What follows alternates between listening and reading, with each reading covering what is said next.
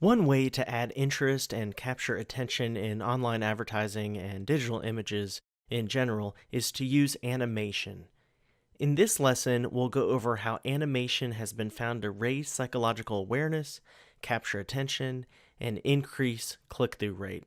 We'll also talk about what specific types of animation are best and which ones are least annoying. And then we'll walk through creating an animated image ourselves to use online in a couple practical hands-on exercises. First, let's go over the studies. Some research has found that animated ads, quote, elicit greater skin conductance response, or SCR, than static ads, and ads placed at the top of the page will also elicit greater skin conductance response. They actually measured arousal by measuring the level of skin conductance responses in the participants as they browse web pages with both static and animated ads, and they looked at the difference. And this is pretty amazing because they actually attach these little things to their skin and measure the skin, what's called skin conductance. It's just a slight reaction to stimuli. And in this case, the stimuli is static or animated ads on web pages. Researchers have also found that animated online ads have led to what is called an orienting response, while static online ads didn't have the same effect. So instead of looking at skin conductance, they actually measured heart rate, and they found a biological response to animation. Now, it is important to point out, on the other hand, other researchers did not find a significant effect on physiological responses such as heart rate when they compared and looked at animated ads compared to static ads. However, they did point out that it might be due to their participants getting used to animated ads in their specific study, in which they looked at various web pages that had animated ads. In other words, any initial effect that people would respond physiologically to animation would eventually wear off as people get accustomed to animations. That's an important thing to consider, is we don't want to use so much animation that people get used to it or it's annoying and it doesn't have that same effect of grabbing attention and being really effective. So this study doesn't necessarily refute the earlier one, but it does point to a possible finding that animation effects can wear off or not be as effective if we use it too much. So what do we mean by orienting response? It's a reflex or some kind of a reaction to some kind of stimuli or change in an environment. So Ivan Pavlov, he was one of the scientists who looked at this reaction and coined the term. You might be familiar with the story of Pavlov's dog. So he would ring a bell and then feed a dog, and eventually when you ring a bell, the dog would salivate. So it's kind of a conditioned response. That's something a little bit different, but that's his kind of claim to fame. What he's well known for, but he also coined this term about this response. So research has investigated the effect on animated ads on people and found that faster animated ads grabs more attention and it leads to greater physiological arousal, while slow animation speeds in an animated ad adds to the appeal of a website. So what can we learn from that study? Well, we don't want really kind of corny or really annoying animated ads, but ones that are a little bit faster can grab more attention. Now, it might be positive attention or negative attention, so that's something to consider. We want to grab attention, but we also don't want to be annoying or kind of a really unprofessional looking ad. So slower ad actually looks more professional, I think, in some contexts, and it adds to appeal to a website. So we don't want it too fast or too slow where you can't really tell that it's animation as you scroll through. So those are some practical considerations we can think about after looking at the results of this study. Now that we know that animated ads, at least when people are not used to them already, can lead to higher physiological arousal and have some kind of response to them biologically, what impact does that have on clicks? Well, one researcher found that similar to having larger size ads and images, which is covered earlier, animation in online ads is also correlated to more clicks when users are involved in peripheral processing. So what do I mean by peripheral processing? Well, it's when people are browsing, but they're not necessarily focused on cognitively processing the content intentionally. So when you think about social media, you're browsing on Facebook or Twitter, you're not really looking for specific information like you're looking something up in an online dictionary or encyclopedia. You're just kind of browsing casually.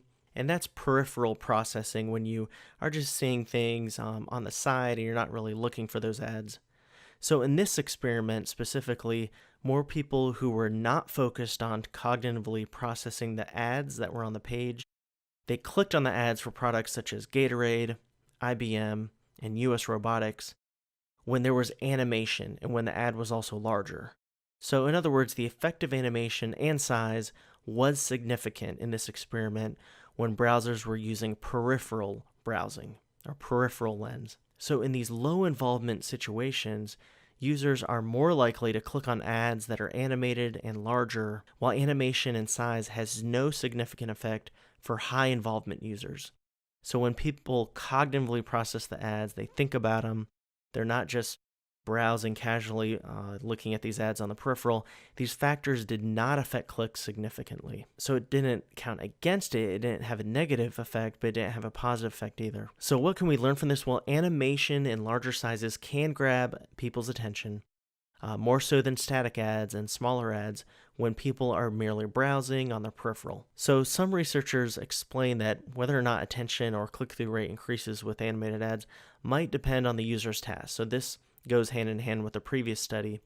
So in this one, users who are casually browsing for fun and they're relaxed, they're more likely to be attracted by animated ads or extrinsic cues like color than users looking for specific information. So when people have a specific goal, they know what they're looking for, they're less likely to notice those animated ads and those ads that have different colors, which we'll talk about later.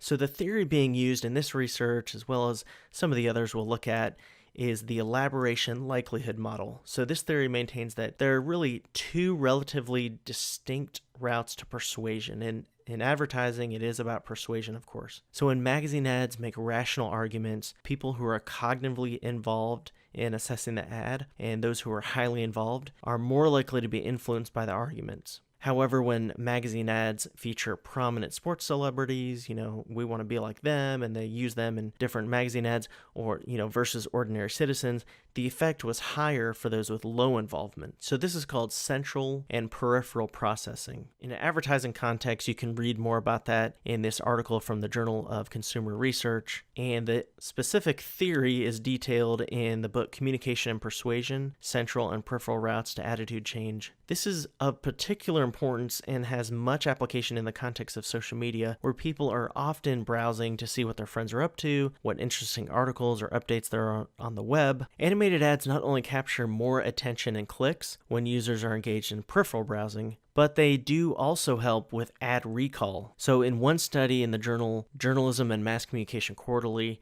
researchers found that animated ads are better identified and recalled than static ads. Also, in the Journal of Advertising, researchers explain that static or non-animated ads are often easily ignored. On the other hand, the definition of interactivity and animation needs to be looked at before jumping to conclusions about having either interactivity or animation in every online advertisement, because animation, of course, like we previously said, it needs to be done well, and we'll show that in our hands-on project. So many online ads are static. They're not moving because they are found to be the least annoying. So according to findings in the journal Information Systems Research, animation can attract attention and attract quicker attention to an item on a smaller screen space.